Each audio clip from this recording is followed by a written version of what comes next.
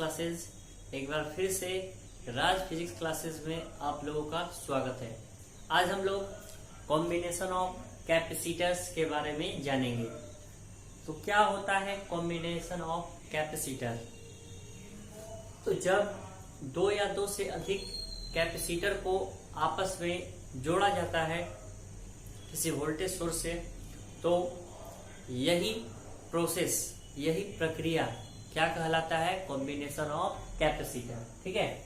तो जब दो या दो से अधिक कहने का मतलब क्या हो गया? जैसे हमने एक कैपेसिटर बना लिया, एक और बना लिया और एक और बना लिया, तो कितना कैपेसिटर है इसमें? एक है, दो है, तीन है। तो जब दो या दो से अधिक कैपेसिटर को आपस में जोड़ा जाता है तो यही प्रक्रिया क्या कहलाता है? क्या कहलाता है? Combination of capacitor. ठीक है। जब दो या दो से अधिक कैपेसिटर को आपस में जोड़ा जाता है तो यही प्रोसेस क्या कहलाता है? Combination of capacitor. यानी हिंदी में क्या बोलेंगे? जब दो या ऐसे, इंग्लिश में क्या बोलेंगे पहले? when two or more than two capacitors are connected to each other with a voltage source is called combination of capacitors. ठीक है। Next, there are two types of combination of capacitor. दो प्रकार के ये क्या बोलते हैं? दो प्रकार के कैपेसिटर को जोड़ने के तरीके हैं। ठीक है। संयोजन के हिंदी में क्या बोलते हैं? इसके दो तरीके हैं, श्रेणी क्रम संयोजन और समानांतर क्रम संयोजन। इंग्लिश में series combination and parallel combination. ठीक है। तो बारी बारी से सबके बारे में जानेंगे, फटाफट जानेंगे। और आज नॉन स्टॉप है क्लास। देखते हैं सीरीज कॉम्बिनेशन क्या होता है, श्रेणी क्रम संयोजन। तो देखिए, आपको पता है कि ये कैपेसिटर है, एक पॉजिटिव टर्मिनल होता है और एक नेगेटिव, एक पॉजिटिव और एक नेगेटिव, एक पॉजिटिव और एक नेगेटिव। तो इस प्रकार के संयोजन में किसी कैपेसिटर का ऋण एंड मतलब ऋण सिरा किसी दूसरे कैपेसिटर के पॉजिटिव सिरे से और दूसरे कैपेसिटर का ऋण सिरा किसी तीसरे कैपेसिटर के पॉजिटिव टर्मिनल से जुड़ा होता है। ठीक है। और एक बैटरी से जुड़ा होता है या वोल्टेज सोर्स से जुड़ा होता है। तो इसी को हम क्या कहते हैं? Series combination of capacitor. फिर से सुन लीजिए। When negative terminal of a capacitor is connected to positive terminal of second capacitor and negative terminal of second capacitor is connected with positive terminal of third capacitor and this process is so on. और यह प्रक्रिया आगे भी जारी रहे, then is called क्या कहेंगे? Series combination. ठीक है। आगे देखते हैं। तो ध्यान से देखिए, ये है हमारा बैटरी। ठीक है। और ये हमारा बैटरी है। इसमें हम मान लेते हैं कि चार्ज का फ्लो। ये चार्ज का जो फ्लो होता है आपको पता होना चाहिए, नेगेटिव एंड से होता है। ठीक है। ये नेगेटिव एंड से होता है। ठीक है। चार्ज का फ्लो जो है वो नेगेटिव एंड से है, ये दिखला दिए हम। और यहाँ पर जो चार्ज होगा वह सब पर क्या होगा? सेम फ्लो होगा। इस पर, इस पर, इस पर। जैसे आप आगे पढ़िएगा आप लोग, ये करंट इलेक्ट्रिसिटी, उसमें करंट के बारे में बताया जाए। करंट का पॉजिटिव टर्मिनल से फ्लो होता है, जबकि charge opposite to the direction of current होता है। ठीक है। उल्टा नेगेटिव टर्मिनल से फ्लो होता है। ये हो गया चार्ज के बारे में। ठीक है। चार्ज जो होगा सब पर क्या होगा? सेम होगा। यहाँ तक निकल कर आएगा, यहाँ से क्या निकल 2 कूलम निकलेगा तो यहाँ 2 कूलम, इस पर सेम चार्ज होगा।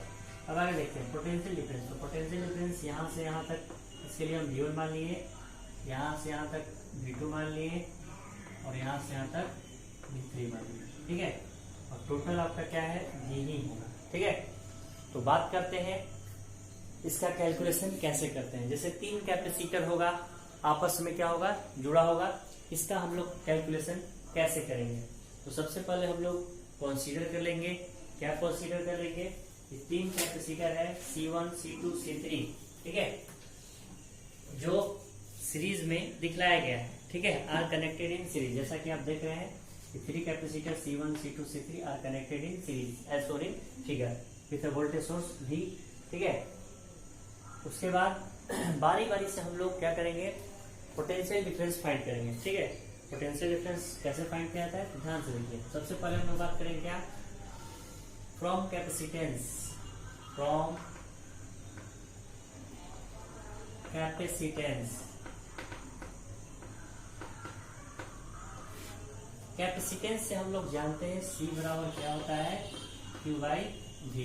C बराबर क्या होता है, Q बाई V। अगर V के टर्म में एक चीज बात किया जाएगा तो क्या हो जाएगा, V के टर्म में Q बाई C होगा ना।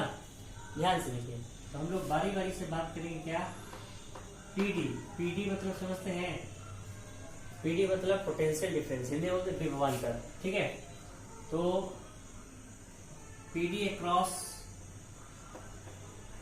Across C1। तो पहला वाला पर पोटेंशियल डिफरेंस क्या होगा, तो उसके लिए हम लोग V1 बोलेंगे और इसको बस 1 के रूप में बात करना है। तो Q तो दोनों पर सेम है, लेकिन कैपेसिटेंस क्या है, अलग है। ये क्वेश्चन नंबर 1 हो गया। सिमिलरली दूसरा वाला के लिए बात करेंगे तो क्या होगा, Q का Q ही होगा, C1 के जगह पर C2। तीसरा वाला के लिए बात करेंगे तो क्या हो जाएगा, Q बाई C3 हो जाएगा ना। ये क्वेश्चन नंबर 3 और ये हो जाएगा 2। इतना बात समझ में आया। अब आगे देखते हैं, आगे इसका कैलकुलेशन करने जा रहे हैं। आगे भी तीनों को क्या करते हैं, देखिए इसको थोड़ा सा छोटा कर लेते हैं, खाता पिता करता बनेगा ना। चलिए छोटा कर लेते हैं इसको थोड़ा सा, ऐसे करिए। ठीक है, अब आगे देखिए, अब क्या करेंगे, ध्यान से देखिए। टोटल इसमें जो पोटेंशियल होगा यहाँ से यहाँ तक होगा वो आपका V ही होगा ना। ठीक है, वो आपका V ही होगा। यहाँ पर चलिए एक बैटरी दिखा दे। ठीक है, यहाँ पर क्या होगा, वो आपका V होगा। तो V बराबर क्या हो जाएगा, V1 plus V2 plus V3 होगा ना। अब सबका मान रखने जा रहे हैं। V1 का मान कितना है, Q बाई C1, फिर Q बाई C2, फिर Q बाई C3 होगा।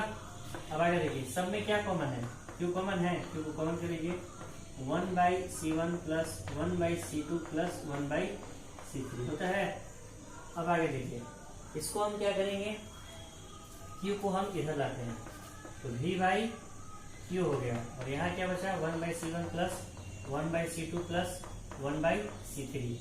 अब आपको पता है क्या, सिंस क्या जानते हैं कि यहाँ देखिए V बराबर क्या होता है, Q बाई C। ठीक है, V बराबर होता है Q बाई C। अब यहाँ पर क्या है, सॉरी यहाँ पर देखिए C बराबर Q बाई V होता है, C बराबर कहता है Q बाई V, और यहाँ क्या है, V बाई Q, उल्टा है ना। इसको हम क्या बोल देंगे, सिंस V बाई Q किसके बराबर होता है, तो 1 बाई C के, 1 बाई C के बराबर होता है। तो फाइनली हम यहाँ पर क्या बोल सकते हैं, यहाँ पर आप लिख रहे हैं, देखिए। तो आप लोग पॉज करके आप लोग लिख लीजिएगा। अब 1 बाई C बराबर 1 by C1 plus 1 by C2 plus 1 by C3। ठीक है, ये आपका क्या आ गया, इसको हम बोलते हैं इक्विवेलेंट कैपेसिटेंस। ठीक है, या टोटल कॉम्बिनेशन इसका जो होगा, सीरीज कॉम्बिनेशन में टोटल कैपेसिटेंस जो होगा वह आपका इतना हो जाएगा। ठीक है, अब इसी प्रकार अगर n रहेगा तो क्या करेंगे, n टर्म के लिए बात करेंगे। 4n capacitor, n capacitor series में ही होंगे, याद रखेंगे। तो क्या हो जाएगा, 1 बाई C बराबर 1 by C1 plus 1 by C2 plus 1 by C3 dot dot n तक चल जाएगा। ठीक है, चलिए 1 बाई CN लीजिए। ठीक है, ये याद रखेंगे। आगे देखिए, 2 के लिए बात करेंगे तो क्या होगा, 2 के लिए बात करेंगे तो C बराबर 1 by C1 plus 1 by C2।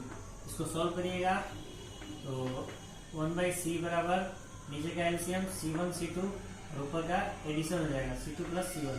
इसको अच्छा से डायरेक्ट अगर आप एक बार में बोलना है तो याद रखिएगा, इक्विवेलेंट कैपेसिटेंस दोनों का प्रोडक्ट बाई दोनों का सम, C1 इंटू C2 और C1 प्लस C2। जैसे ये पलटेगा और ये पलटेगा, डायरेक्ट निकालने का तरीका यही है। ये एक प्रकार से ट्रिक हो गया, ये याद रखेंगे। ठीक है, इसी प्रकार अगर तीन कैपेसिटर है, सबका कैपेसिटी भी अलग अलग है, तो उसका ट्रिक क्या क्या है, ये सब आपके कॉपी पर लिखा हुआ है, इसलिए ज्यादा टाइम हम इस पे नहीं दे रहे हैं। और अगर इसको नहीं समझ में आया, वीडियो को पॉज करके या रिवर्स करके फिर से देख सकता है। ठीक है, फटाफट आते हैं आगे। देखिए अगला फॉर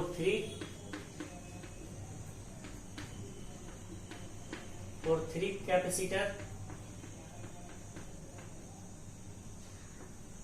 ठीक है, कनेक्टेड इन सीरीज। 3 के लिए बात करेंगे तो क्या हो जाएगा trick, C1 C2 C3, C1 C2 plus C2 C3 plus C3 C1, ठीक है। ये एक ट्रिक है, उसको आप याद कर सकते हैं, ठीक है। अगर इसमें आपका n टर्म दे दिया गया, ठीक है, और n आइडेंटिकल हो जाएगा, ठीक है, यहाँ पर लिख लेंगे स्टार लेकर। कॉपी में सारा नोट्स आपको पहले ऑलरेडी मिल चुका है, बस यहाँ समझ आ रहे हैं हम। फॉर n आइडेंटिकल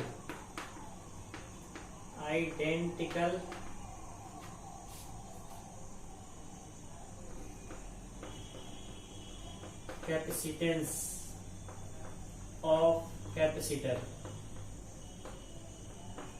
मतलब अगर आपका C1 C2 C3 का मान सेम होता है और n है, तो उस समय हम लोग क्या करेंगे, उसका कैपेसिटी कैसे निकालेंगे।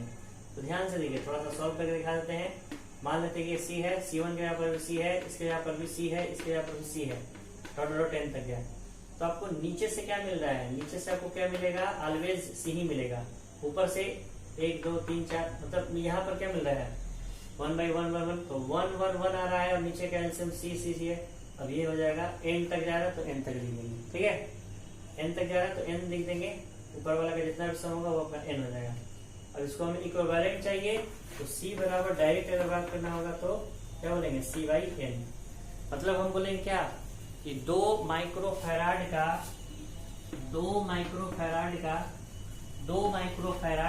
3 कैपेसिटर, 2 माइक्रोफैराड का, ये C का मान है, और 3 कैपेसिटर, तो मतलब C का मान कितना है 2 और इसका मान क्या है 3/2 आंसर। तो ट्रिक में आप देख देख कर बोल देंगे, याद रखना होगा, ठीक है। ये एक ट्रिक है, n रहेगा, मतलब बोलेंगे कि 5 कैपेसिटर है, ध्यान सुनिएगा, संख्या कितनी है 5, और एक कैपेसिटर जो है वो आपका 7 माइक्रोफैराड का है, 7 माइक्रोफैराड का है। तो इसका कैपेसिटेंस क्या हो, सोचिए 5 ठो जुड़ा हुआ है, 7 माइक्रोफैराड का 5 हुआ ऐसा जुड़ा हुआ है। जैसे ये 3 गया है, डायग्राम में जो था 3 1 2 3, वैसे सब 5 है, 7 माइक्रोफैराड है। तो क्या आंसर होगा फटाफट, तो क्या होगा C/n, मतलब 7 लिख देंगे, C का मान है और संख्या कितना है 5, तो संख्या को हमेशा नीचे रखेंगे, 7/5 आंसर, फटाफट। क्लियर है, चलिए तो 2-4 होमवर्क लिख लीजिए या सुन लीजिए, और आप लोग को होमवर्क में बनाकर दिखलाना है। पहला क्वेश्चन लिखिए फटाफट, बोले, चलिए पहला question, find equivalent capacitance, find equivalent capacitance of capacitor 2 farad, 3 farad and 4 farad, मतलब 2 3 4, ठीक है। C1 C2 C3 का मान है, इसका आपको इक्विवेलेंट ही निकालना है, हो गया। नेक्स्ट क्वेश्चन, दूसरा क्वेश्चन है, find equivalent capacitance, find equivalent capacitance, find equivalent capacitance of 10 capacitor of 10 capacitor of 10 capacitor having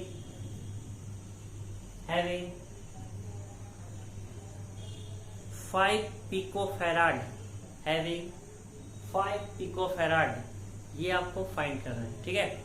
so this was all about today lecture. मिलते हैं अगले लेक्चर में, जिसमें हम लोग पढ़ेंगे parallel combination of capacitor. Thank you very much.